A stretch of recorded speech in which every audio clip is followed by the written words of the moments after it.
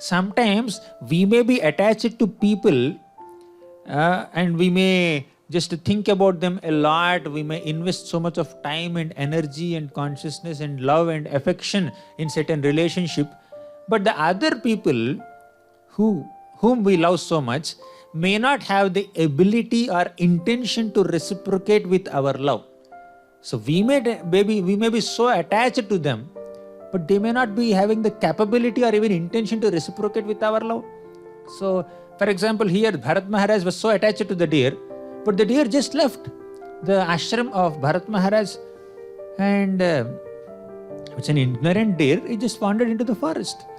And Ajamil was so attached to this baby boy Narayana. So Ajamil was on the deathbed. 3 Yamadutas came to take Ajamil to Yamalok. And Ajamil was crying out.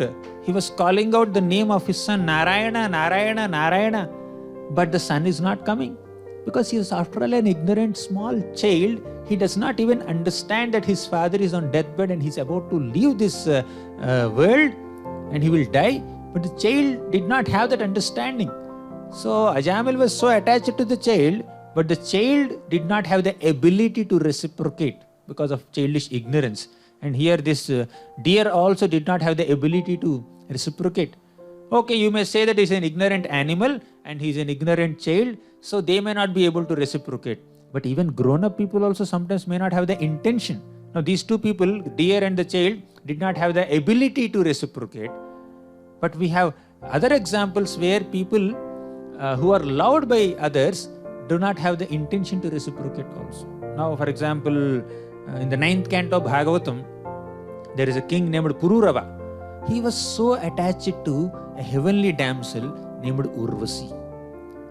So they married and they stayed together for a long time. But because of certain misunderstanding, it's a long story, because of certain misunderstanding, Urvasi just left Pururava. With detachment, she did not have so much of attachment or love or affection for Pururava at that stage. She just went to the upper planets. But Pururava was so obsessed, so infatuated and so attached to Urvasi that he became like a madman only. After a long time, he met Urvasi at Kurukshetra and asked her. He was emperor, he was a great king, but he was begging for the mercy of this woman. He was saying that, Urvasi, why did you leave me? What mistake did I do? Please come back to me. And then Urvasi said, why are you so obsessed with me? You are an emperor. You have to behave yourself. You have to focus on your other duties. Don't be so attached to me. And then she said how this kind of attachment to the opposite gender is not proper. But still, Pururava could not give up attachment.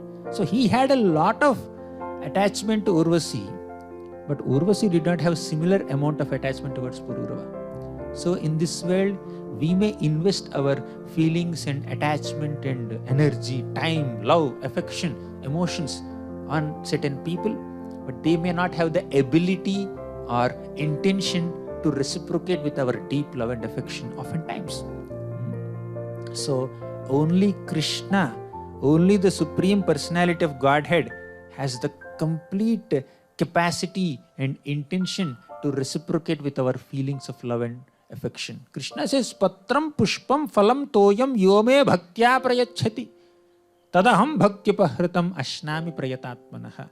So if you offer me even a little flower or fruit, etc., I can reciprocate with your devotion. I will accept it. Then Krishna says, Yethamam prapadyante tamstataiva bhajameham.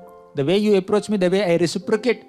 In this material world, the way you approach other people may not be able to reciprocate with that love. You approach them with so much love, they may not be able to reciprocate with that much love. Or they may even try to cheat also. Although we may be genuine in our approach towards other people may want to cheat us. So it's natural in this material world. And we also may not be able to reciprocate with other people so much. Other people may approach us with a lot of love, but we do not have the sufficient ability or intention or taste or interest to respond to them in a similar manner. So only Krishna has the ability to reciprocate with the emotions of every single living entity in every kind of relationship.